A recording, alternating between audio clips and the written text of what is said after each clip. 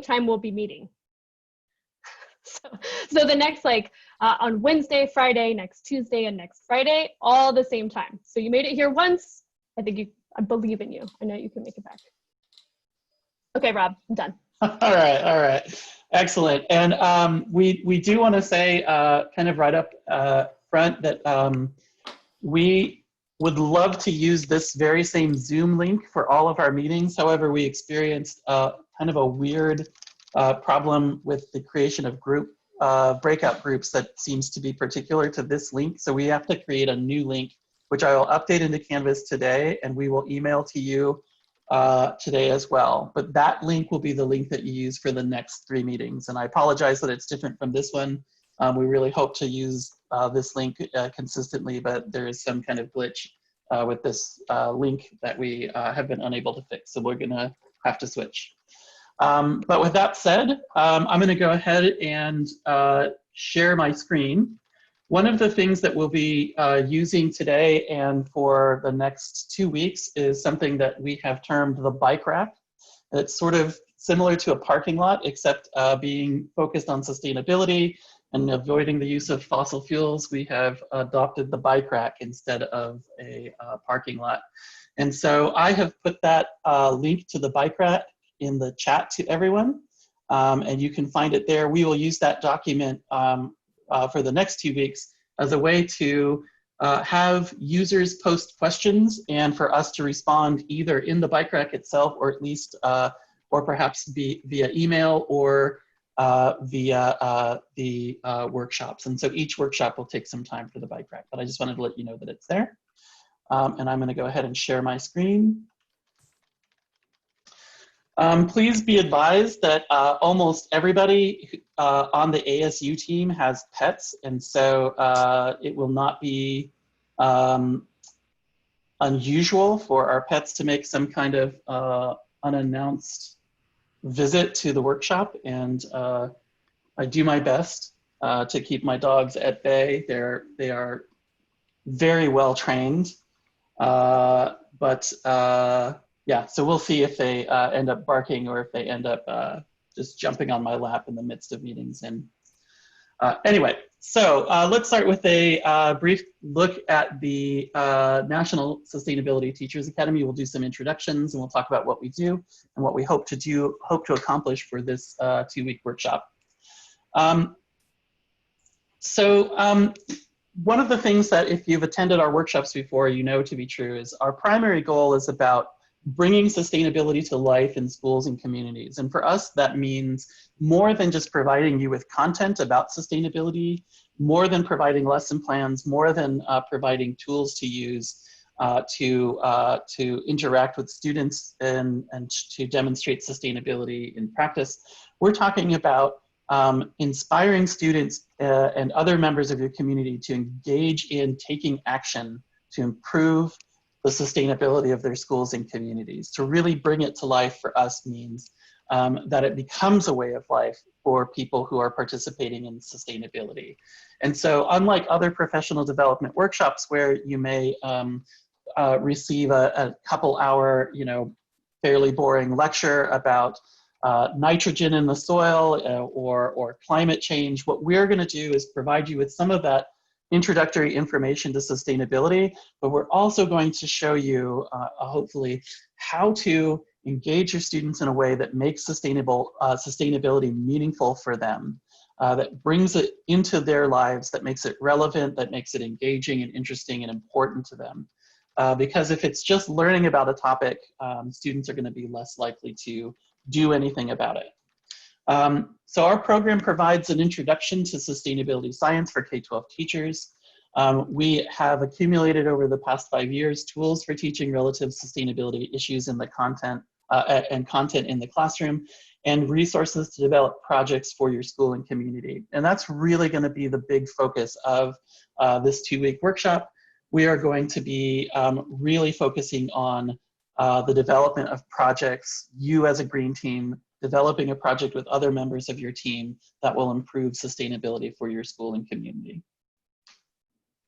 Each year, we train hundreds of teachers. To date, we have trained hundreds teachers through our programs directly. And many of those teachers have gone on to train additional teachers and provide support for teachers in their schools or districts. And if you multiply that by the average students that teachers interact with each year or teach per year, we're talking over 144,000 students reached over the years. And we're really proud of the ability to make contact with so many students, because we think the next generation, this generation, is going to be the ones addressing these sustainability problems that previous generations have created for them. And with that, I'm going to turn it over to Molly. She's going to facilitate our introductions to the team. Hi, folks. I would love, Nora, my puppy dog, is now barking at another inanimate object. Oh, good. She left it alone. So my name is Molly. An interesting fact about me is that I have a dog who is a monster and also adorable. So my name is Molly Cashin, and I'm the program manager for the Regional Sustainability Teachers Academy. We basically work together as a whole team, the Sustainability Teachers Academy. In my background, I have my bachelor's degree in biology, and then I worked for several years at a nonprofit environmental law firm in Birmingham, Alabama. And I'm originally from Tennessee. I'm a Southern woman. I identify with that pretty hard. It's complicated, as you may know.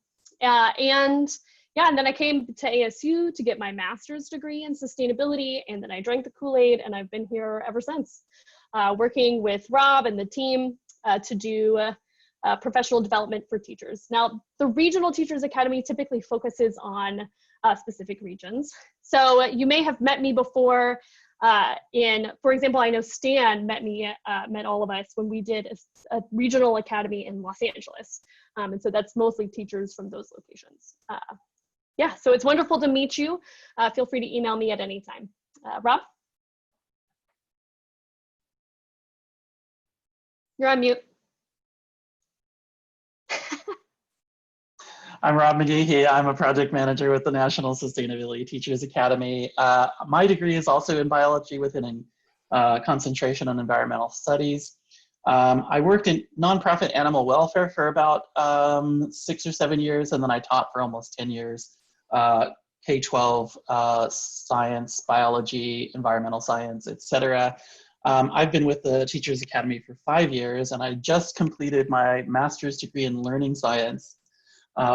And learning science is about the science of cognition and thinking and how to create learning ecosystems, which is something I think is really important when thinking about sustainability and in K-12 schools. How do you create these experiences that really engage learners into thinking about sustainability and making it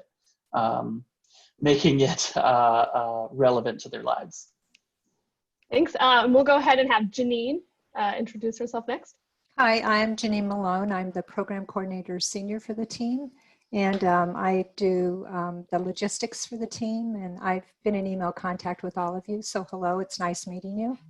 I've been with ASU this go round for almost 5 years with the Walton group, so I've been with the same terrific group of people for almost 5 years now, so it's nice to see you all again. Thanks, Janine. And we'll have Andrew and then Jordan. Sorry, Jordan. Hey, y'all, my name is Andrew Kennedy. I'm interning this summer with the Sustainability Teachers Academy. I am going into my senior year at ASU School of Sustainability. I'm also getting a certificate in biomimicry, so I probably am going to talk about biomimicry a little bit if you're in my breakout group. It's a very cool little thing. If you're interested, we can talk about it. But yeah, I'm super excited. My mom is a teacher, so I am very passionate about education, and I appreciate everything that you guys do. Thanks, Andrew. All right. Hello, everyone. I'm really excited to work with you these upcoming weeks. My name is Jordan King. I'm a PhD student here at ASU in the School of Sustainability. Specifically with a focus on education and how it relates to sustainability and the natural world. I have a bachelor's degree in history and a master's in environmental education and natural resources. And before coming to ASU, I worked training pre-service teachers and informal educators. So really enjoyed getting a chance to help people develop skills to teach about these topics and utilize them at their schools. So very excited to work with you all. Awesome. And that's our team. So thanks for being here. And again, if you need any of us, we have a varying degrees of expertise in a varying number of things. Just shoot us an email. Thanks, Molly. So I'm going to share my screen again and we talk about the bike rack. Once again, this is a place for you to post questions, comments, resources to share, new ideas. It's where we'll also post links to resources for teachers, and also try to answer some of the questions that you ask us periodically. So I posted that in the chat function already. If Molly or someone on the team could post it again just so that it's there. It's essentially a place for you to point out to us things that are confusing or things that you would like more information about.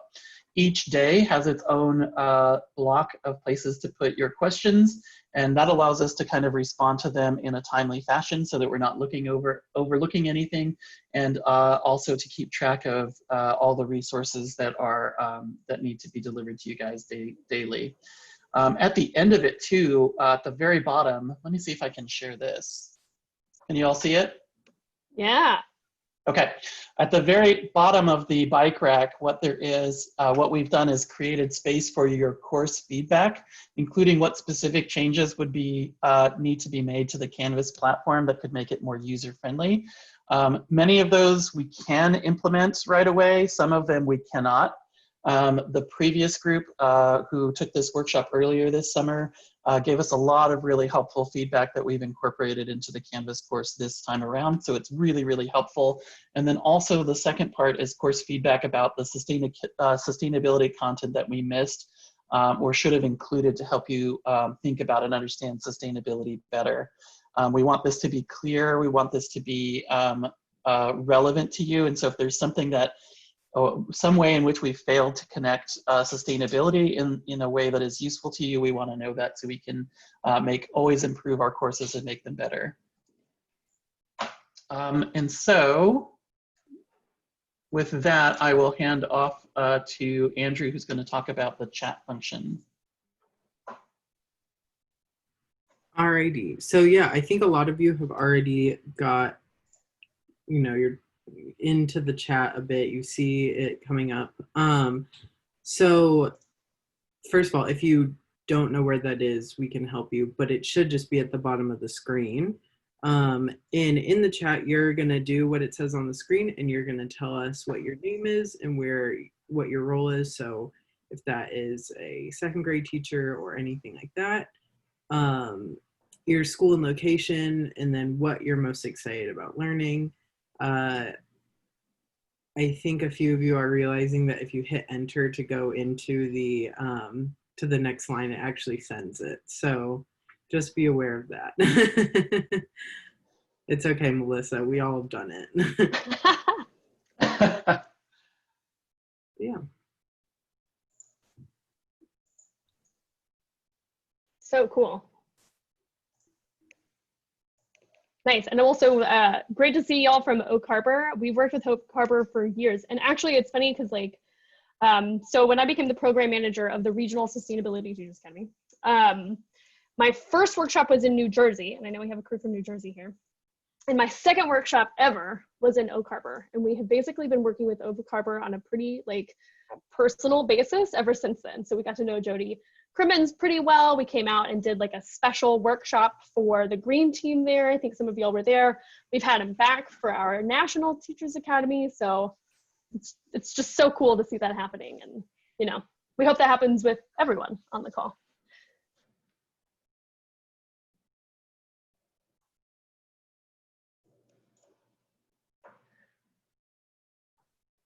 Yes, I also wish I was in Boulder. I don't know if y'all saw that. Yeah.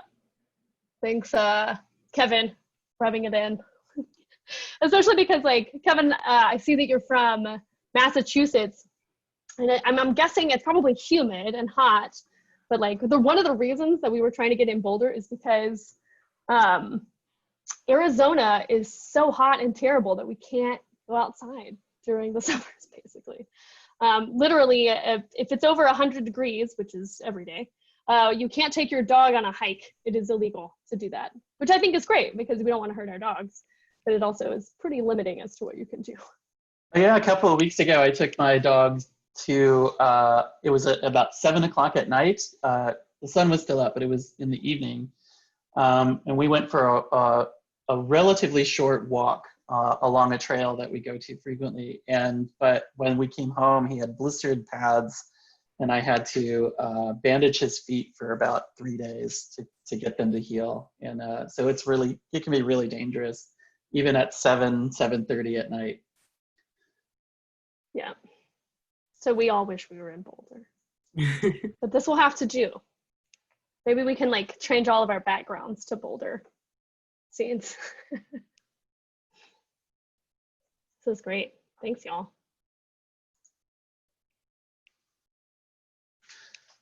So a question from Stan to everybody, which I just lost, is anyone here from ASU Sustainability Conference in Virginia 2 summers ago? That's right, Stan attended one of our workshops at Emory and Henry College in Emory, Virginia a couple of years ago. Raise your hand if you guys were out there. I have completely lost track of which workshops everyone came from. I was there, obviously. Yeah, this was a great workshop for a variety of reasons. Emory and Henry College is beautiful. It's situated in rural Appalachia in Virginia. And possibly the best thing about it is being out there and just having access to authentic Southern cuisine, which is amazing. Molly introduced me to grilled pimento cheese sandwiches. And I feel like when we went on that trip, I had like a block of pimento cheese every day, which a scoop. That's true. It is a scoop. It's not a block, but I feel like that was an amazing food experience for me. And collard greens, every restaurant we went to, we had a different way of, has a different way of preparing collard greens, and it was all interesting and amazing. Yep, Southern cuisine is excellent. All Appalachian right, cuisine is great too. It's a part of the South, kind of, in some areas, as y'all in Pennsylvania probably know. All right, so we're going to move on. I stepped on Jordan's part. Jordan was supposed to introduce this slide, and I totally just went to it without giving him a chance to introduce it. Sorry, Jordan. No worries, Rob. But thanks for your comments, everybody. It's really great to get to know you, and sharing on chat is one of the ways that we do that throughout the course of this workshop. We have a couple of people who are monitoring the chat as people ask questions and add things, so feel free to use that in addition to the bike rack. This is our course overview, and so I just want to give you a couple of, we just want to take a look at 2 or 3 of the features of this course. This agenda was put together by Andrew. It's beautiful and hopefully spells out the amount of work or the kinds of work that you should be engaged in each day of the workshop. We try to limit the time to about 2 hours per day because we know that you guys are busy and have lots to do. And I can see already that we're behind schedule, so I am going to go through this very quickly. First of all, in Canvas, I want to point out one of the features that we added for this workshop is how to find out what's due. So every assignment now has a due date and has a submission. If you have trouble submitting, please let me know and we'll figure that out. But essentially, the way that you can see that is there's a variety of ways to see that. So in your Canvas view, you can either go to the course stream or the course calendar, and the assignments will show up there. Or you can look at the to-do list, and that's where the assignments will show up. But it gets to be a pretty long list for the 2-week course. In addition, if you click on modules, if you will click on grades, not modules, you'll get a list of the assignments that are due, as well as where you'll get graded. So they'll have a checklist if you've completed them. We went and made the decision to add points to it because it's easier to see the points that completed assignments in Canvas.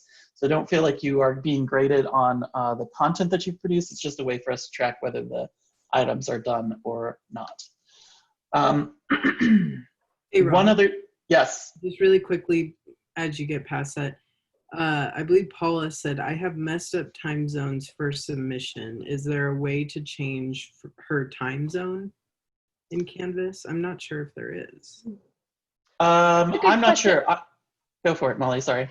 I was just going to say, like, one of the things that we tried to do with this course is to make it not super academic. So, like, I think if you have it by midnight your time, it might show up late, but we don't give you real grades. As long as you complete the assignment, Rob, unless, you know, you want to be hard ass about it. I don't know. Well, I felt bad giving them points at all. Like, I feel like that's not my place to tell you how good your assignment is. Yeah, there's no penalties for lateness. So if it doesn't show up, it's, you know, on time, it's not going to affect, we're not going to ping you or criticize you for that. So, and you actually have about a week after the completion of the course, the official completion of the course, to go back and finish everything. So don't feel like you have to rush through it. And then Molly's going to talk about the project workbook. Yes, I am. And I mentioned this in the bike rack. So this is our first draft of a companion workbook. We created it as a way to kind of help you see how all of the project stuff is fit together as one single kind of unit. And I made this starting in, like, I don't know, whenever quarantine started, and we realized that we weren't going to Boulder. So it is a first draft, so keep that in mind. It's not interactive right now, so you can print it out. Here's some of the feedback that I've gotten already. So just know that I've taken that into account, but I've worked literally 2 days since I got the feedback and I wasn't able to incorporate it yet. It's not interactive, and there is not enough space to complete some of the activities if you do print it out. So if you have any other feedback besides that, suggestions, other things like that, please let me know. I may actually add another thing at the back at the bottom to have that happen. Sorry, I'm getting a phone call and it's coming through on my headphones. Okay. But otherwise, I would just like to say that the companion workbook, and Rob has helpfully listed a link in the bike rack. It's to help you kind of move through projects. And so we've looked at a lot of different project things, and I've been a project manager for several years, and kind of taking what we've learned from project management, from project-based learning, from design thinking. And the major difference here is that we start out with looking at what our identity and our context is to better understand who we are in the world around us before approaching projects. So yeah, and in the project workbook, one of the features that you should look at is that there's a little symbol that says that we're going to go over it in the virtual workshop. And it looks just like these little Zoom workshop symbols that Andrew has put into our agenda here. So look over those things. If you have time, complete them before the workshop so that we can review them and go over them as a group. And otherwise, if you have any other questions or you want to know any of the thinking behind it or any of the resources that we use to help create this, please let me know. It is we've used many tools and techniques over the past 5 or 6 years to help teachers to develop projects in their schools. And so we've taken all of these and then tried to hone them down into these few select ones in the workbook for you to use this summer. And that's it. Oh, Molly, you were going to talk about facilitators and support? Looks like she has to. You good? Sorry, I have a dog thing. All right, I got it. So the other thing that we've tried to do to make this workshop more engaging is to assign each of you a facilitator. So each of the members of our team has a group of folks. It's from the same green team that they'll be working with through the course of the course. And our role here is to answer any questions, to check in with you frequently, to make sure that Canvas is working as it should, to help you troubleshoot any problems in that way. So you should have received an email from us earlier this week, and we're really here to help you throughout the next couple of weeks. So feel free to email us. Some of us have provided you with a cell phone number as well, so you can call or preferably text us if you have a problem. And it's just a way for us to help support you. So we'll be checking in with you periodically during the next 2 weeks. Right, and just to let you know, we have the groups that we're emailing with are the groups from your district or school, but you'll be in working groups with people from all over. All right, thanks, perfect. The other thing that we'd like to introduce is sort of a new way of providing stipends for implementing projects. In previous workshops, we've offered stipends that range from $300 to $500, depending on the duration and the impact of that project. For this group, we're increasing that by $100, and we're breaking it into 2 sections. So if your team completes this workshop and then goes on next semester to begin planning a district or school sustainability project as part of your function as a green team, we have a $600 stipend that will be dispersed to each member of the green team who came through the academy. At this time, unfortunately, we can't provide stipends for people who haven't come through the academy. So if you recruit other teachers, unfortunately, I can't support them with a stipend. We'd love to. It's just that our grant doesn't allow us to do that yet. But it will be dispersed in 2 parts. One after the project development status debrief with an ASU team member. So we'll work on the details. We'll provide you more details with that as the next 2 weeks unfolds. But sometime during the fall semester, you should have a meeting with a member of our ASU team, and that's just to kind of talk about your progress and help to troubleshoot any issues that you're running into. And you'll receive a $200 stipend per teacher after that. And then upon completion of the sustainability project, that's $400 per teacher. The deadline currently is May 15, 2021, but we also know that COVID, who knows what's going to happen, and who knows if you guys are even going back to school or what that's going to look like. So keep in mind that we are really interested in being flexible about that deadline as well, because we know that it is a challenging time. And with that, I'd like to just take a quick look at the bike rack. We are just about finished with our meeting. We're about 2 minutes late, but I don't see any new questions in the bike rack. Is there anything in the chat that has come up, guys, that we should answer? Really quickly, I do think Molly brings up a good point that we are recording the meeting. So if anything does happen, like a thunderstorm in Philly and you lose power, you will still have access to the information.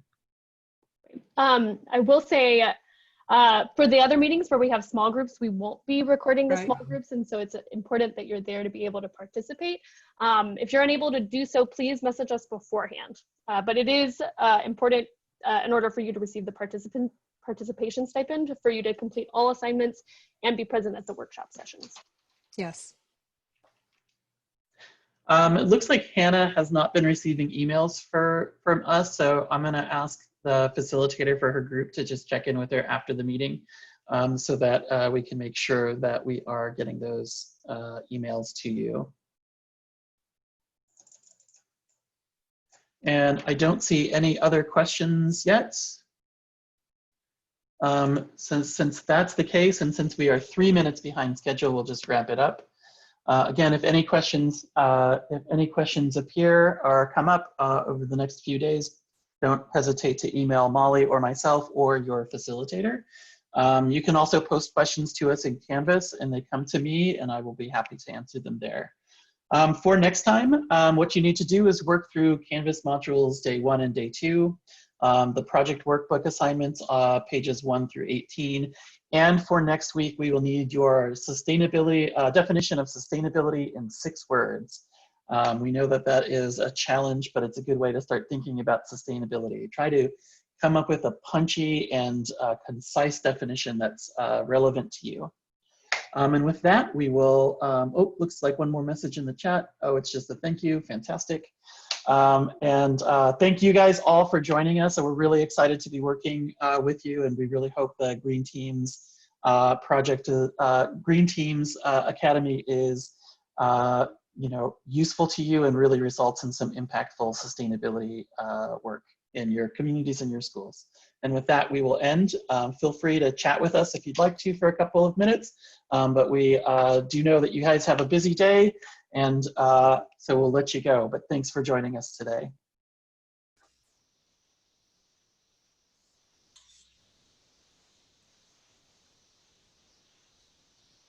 Everybody's just hanging out. They want to hang out and hear they've heard that my jokes are.